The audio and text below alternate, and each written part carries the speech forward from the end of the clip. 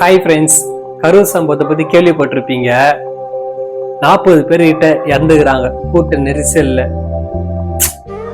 விஜய் அண்ணா கிளியரா சொல்லிட்டாரு, கர்ப்பிணி பெண்கள், முதியவர்கள், சின்ன பசங்க வர வேணான்னு. ஆனா அவரு பேச்சும் மீறி வந்தீங்கன்னா அவர் பேச்சுக்கு என்ன மரியாதை?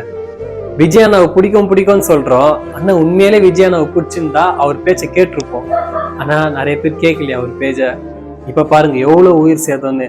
உயிருங்க இப்ப கண்டிப்பா அவர் அன்னைக்கு பார்த்துதான் ஆகணுமா?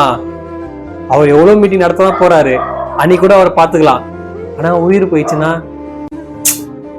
இப்ப பழி யார் மேல வருது? பொதுமக்கள் மேல பழி வரல, விஜயானா மேலதான் பழி போயிருக்குது.